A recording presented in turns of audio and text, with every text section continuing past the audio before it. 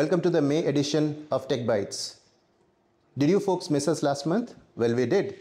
And so this is a special edition where we have reports from April and May featuring in this edition. But before we get started, please ensure that you have subscribed and liked our channel and smash the bell icon to get notified of instant video uploads. And now we'll have an analyst come and share key findings from the reports released in the last couple of months. Joining us for a discussion on the next report that we released this month is Namita, and she'll talk about the 5th edition of the Digital Enterprise Report. Namita, welcome to the show. Thanks, Achyuta. So, Namita, this is the 5th edition of the report, of this report, right? Could you talk about some of the defining shifts that you have seen in the last 5 years? Sure, Achyuta. Interesting 5 years and lots of changes, but I think 4 or 5 of them stood out for us significantly. First one, the digital spend grew at a faster rate year on year. And this is in contrast with the tech spend, which actually grew slower last couple of years. So interestingly, we've seen digital and tech decouple in some ways, and companies focusing a lot more on digital. Yep. Second one, in terms of leadership, who will drive digital transformation journeys. I remember 2020 when we started this report, we were looking at chief digital officers, single point leadership for digital transformation initiatives. Companies were really wanting to hire. Over the 5 years, we saw that devolve through the business, in a federated or a more decentralized way. And with GenAI, I think companies are going to enforce that every business leader will have to be a digital leader. I think the third important shift was, what is the focus of digital spend in terms of projects? Companies used to say cost versus digital, but we saw progressive companies saying it's going to be cost and sustainability through digital. So digital is the underlying foundation. I think the fourth one that stood out for us was the integrated nature of use cases that came out. And more mature companies did more and more enterprise-wide digital initiatives. And finally, one tech, we've seen a lot of technologies evolve, but one tech that was there, will be there, was cybersecurity. So 5 major shifts that stood out for us. Thanks, Namita, for giving us a 5-year trend. This report captures a very good outlook on how the technology spend, the digital spend will be in 2024. Any thoughts on that? Yeah, interestingly, this year when we did this, about 70% companies were very bullish on the kind of demand upsurge that they will see in 2024. And that is likely, according to us, to translate into better digital spend. So we saw about 43-45% companies say they will increase their digital spend over current base by 40% or more. That's significant. 80% said they will hire more talent. That's also very important. Talent, again, in some of the key areas of GenAI, AI, cybersecurity. These are also the technologies that will be majorly in focus. I think a lot more investment will be seen in networking tech also, and in intelligent automation. So these 5 areas stand out for us when it comes to the 12 to 18-month horizon, as we saw the responses come out. GenAI, companies are very serious about productionizing their investments into POCs. And interestingly, enterprises are also hiring. They're looking for GenAI developers, prompt engineers, even chief AI officers or AI leadership roles for that matter. So it's going to be interesting times for AI when not just the tech companies, but even the enterprises are looking for some in-house capabilities there. Overall, I think in terms of the kind of use cases and contracts, we are seeing a lot more focus emerge. And obviously, talent is a priority. Great, Namita. And I think this report also includes recommendations or best practices for enterprises to, get on their digital journey. Could you share some of them? Sure. It's very interesting. We'll start with AI again because, with GenAI, last year everybody is thinking about how to be AI ready. And I think it flows very well because what we also saw this year was companies say that their business priority is more on customer centricity. And we figured that AI was probably going to be the way or the foundation to build that focus. So how to be an AI ready company, even if not an AI first, but how to be an AI ready enterprise. Putting the right kind of ethical, responsible frameworks and using AI where it matters the most.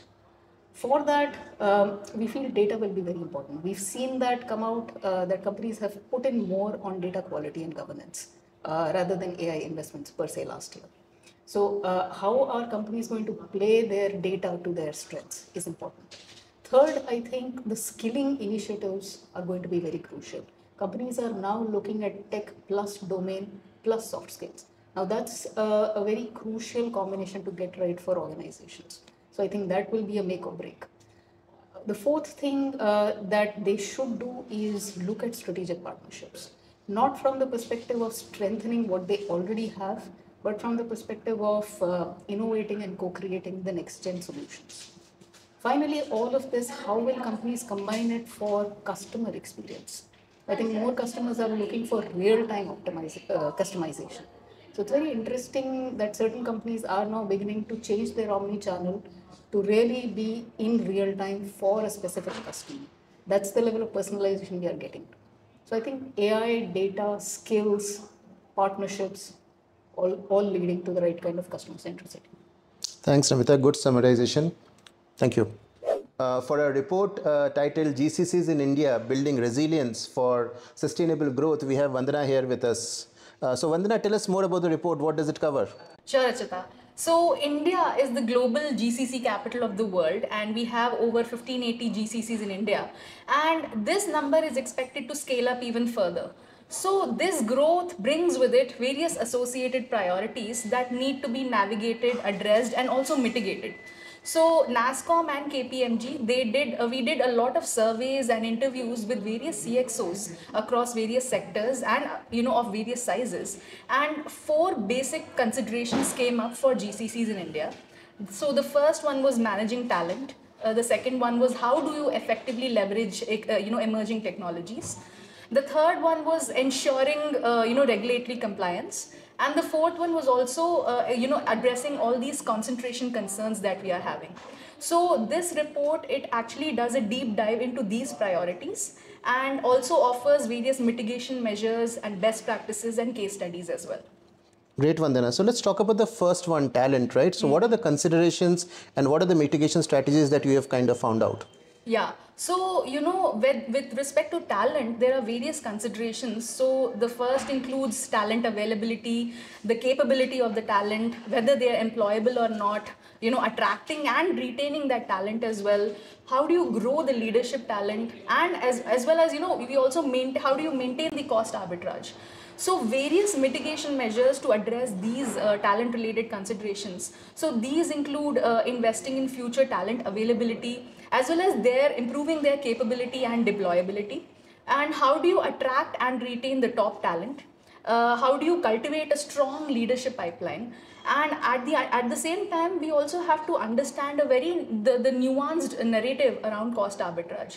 So we know that GCCs are moving up the value chain and they are embracing very complex and specialized functions. So it is not very cut and dry like that. Yeah. Great, Vandana. The second challenge that we want to talk about is emerging tech. So what are the considerations and mitigation strategies? Yeah, so in this survey that we conducted in collaboration with KPMG, so 96% of the interviewed leaders, they said that adopting and leveraging of the emerging technology is a very crucial priority for achieving very sustained growth. So various considerations that need to be addressed and mitigated. So there are various considerations and some of them are categorized into various categories. So some external considerations could include your third-party ecosystem, how is your regulatory and compliance considerations, what is the overall tech landscape, any cyber threats, and some internal considerations would include, how reliable and, what is the quality of the data and the content as well, the tech adoption related issues, and all the considerations related to governance and ethics as well.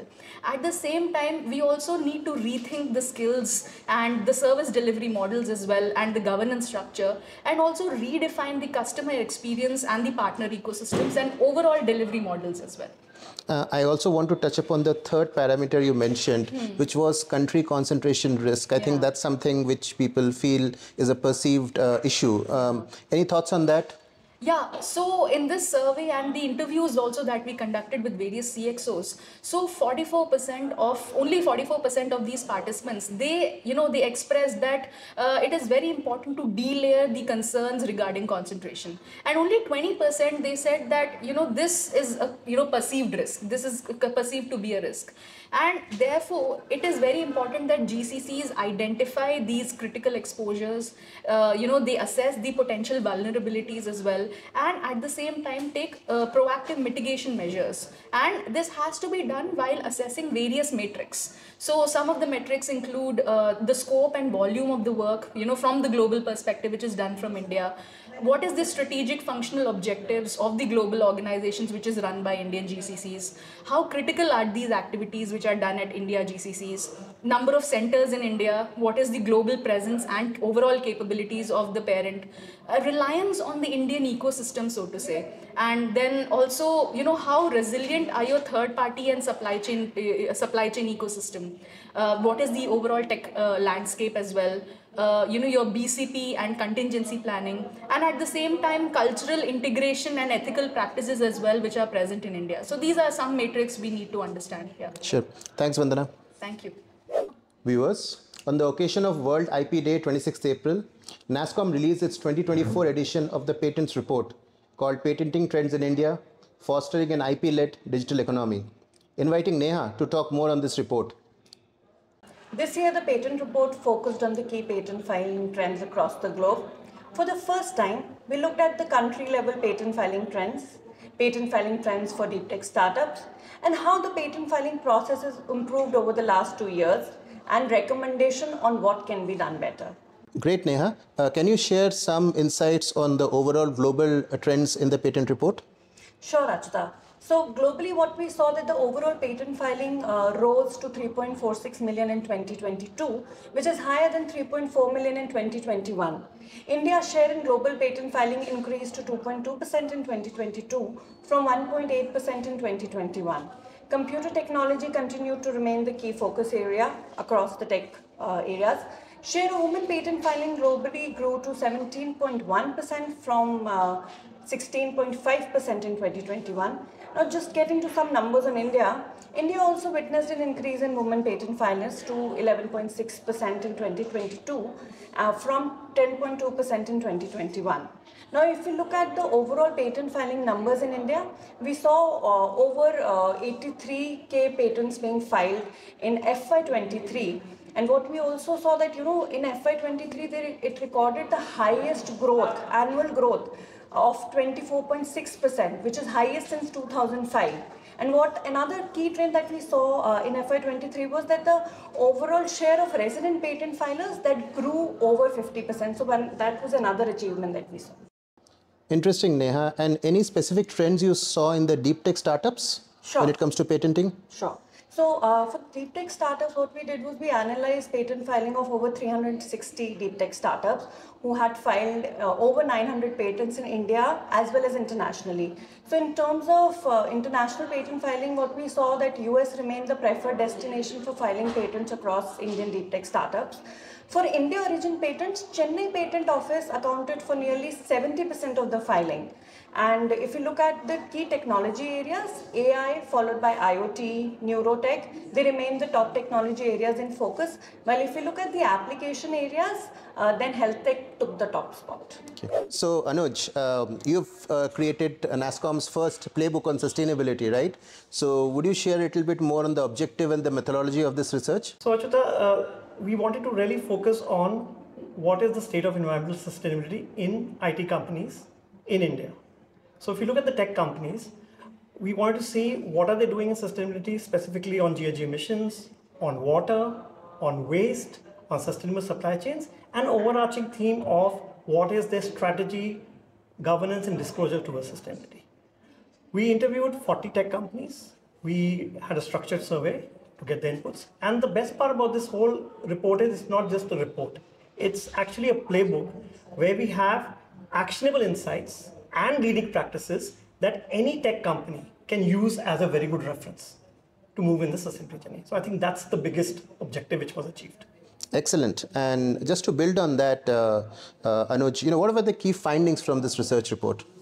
So there were many key findings. I will just summarize the top 2, 3. Yeah. So if you look at the most important one was that for the tech industry, what emerged was that GHG emissions, the reduction of the GHG emissions was the single most important priority for them.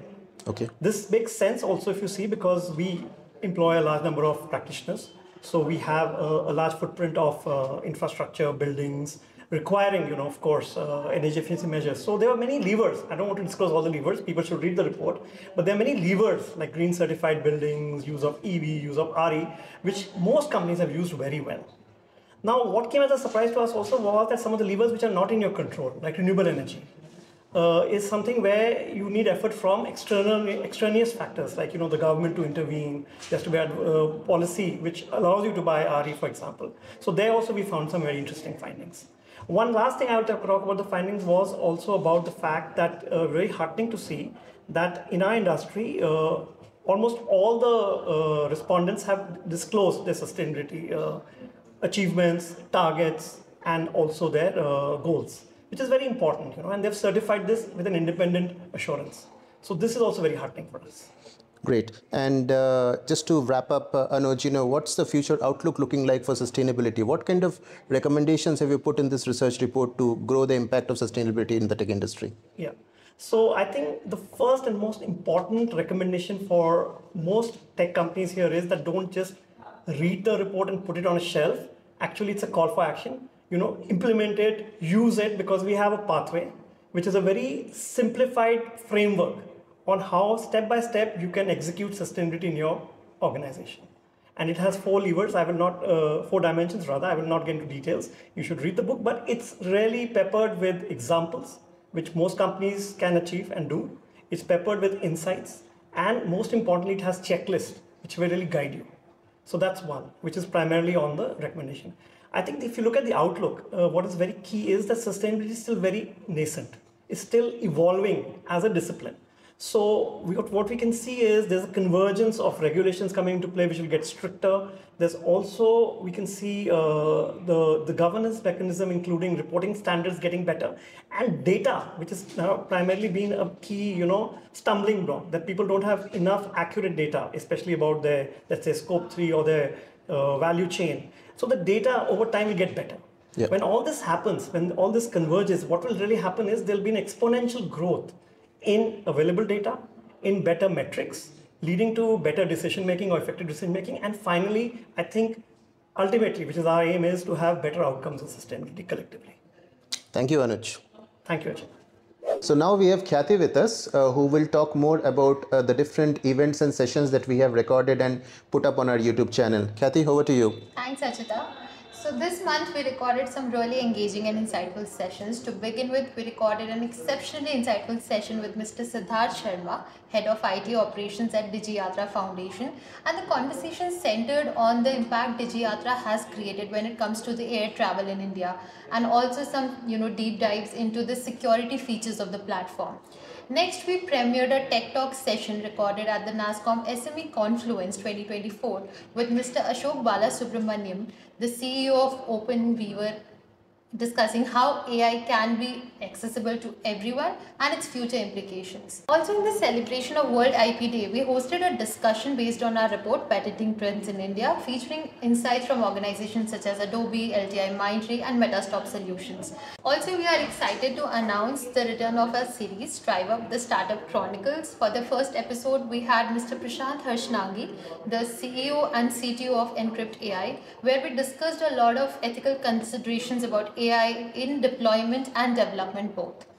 Next, we are also excited to share the summary videos of our Insights Days that we record across the country. And to begin with, viewers, you can watch the video for Delhi, NCR, Trivandrum, Kochi, and Calicut, while other cities will follow. There in that videos, the viewers will get an understanding of the on-ground realities, the achievements, the challenges that the Indian tech companies are facing. Lastly, do check out some of the interesting video feedback we got from the nasscom Insights GCC Roundtable from leaders at Koch Business Solutions, Allstate India, and Bridgepath Innovations. Thank you, Khyati. So now we have Prajwal with us to talk about some of the latest happenings in the tech industry. Over to you, Prajwal. Thanks, Achyuta. So some notable technology collaborations in the last 2 months are Infosys announced a strategic multi-layer collaboration with Telstra to accelerate its software engineering and IT transformation journey. Tech Mahindra collaborated with IBM to help businesses worldwide responsibly increase the adoption of GenAI. Happiest Minds entered a strategic partnership with Solvio to deliver cutting-edge Salesforce consulting and services at a global scale. EXL partnered with Quilt.ai to merge EXL's deep data, AI, and industry expertise with Kul.ai's advanced AI-powered platform, which transform big data into human insights and cultural understanding to help their clients. HCL Technologies and Amazon Web Services announced a collaboration to develop a structural framework that enables the co-creation of customized GenAI-led solutions and offers clients flexible consumption models. Now, talking about some of the key technology contracts, Coforge announced a multi-year strategic partnership with Carnival UK that aims to enhance the cruise line's quality engineering and testing capabilities across all operational domains. LTTS and Forvia signed a 45 million euro deal on engineering development activities for the benefits of its clean mobility division. Now, Wipro was also selected by Nokia to overhaul its employee service desk and provide seamless real-time IT support to a global network of employees, while Zensa Technologies partnered with Netgear for deploying a robust AWS platform. Now, this involves migrating diverse workloads to the AWS platform. If we talk about Mastek, the recent deal, they won a deal with Yanbu Cement Company to optimize efficiency of YCC's production line, which will focus on automating YCC's frontline operations and streamlining the lead to cash cycle. Thanks, Prajwal. And were there any M&As that happened this last couple of months? Sure, Achyuta. So there were a couple of M&As too in the past few months. Happiest Minds acquired Azure native digital product engineering company, Aureus Tech Systems. Through this acquisition, Happiest Minds strengthened its domain capabilities in insurance and reinsurance, healthcare and life sciences, and also benefiting their product and digital engineering services business. Coforge is also set to acquire 54% stake in Signity Technologies. Now, this acquisition will lead to creation of 3 scale-up verticals: retail, technology, and healthcare, to help them grow to become a $2 billion company. If we talk about HCL Tech, they recently announced its plan to acquire certain assets of Hewlett and Packard Enterprises Communication Technology Group. Now, this acquisition will bolster HCL Tech's position in the telecom sector. So these were some of the M&As. Thanks, Prajwal. Thank you. Viewers, all the reports we talked about today are all free for all of you. And the download links for these reports are there in the description box. Please go ahead and download them. Thank you for joining in. Next month, we have even more exciting reports lined up. We have the second nasscom Deep Tech report. We have the second nasscom AI adoption report. And we also have nasscom's first report on virtual twins that are ready for publishing next month. Once again, please like, subscribe to our channel, and smash the bell icon to get notified of instant video downloads. Thank you for joining in, and look forward to seeing you again next month.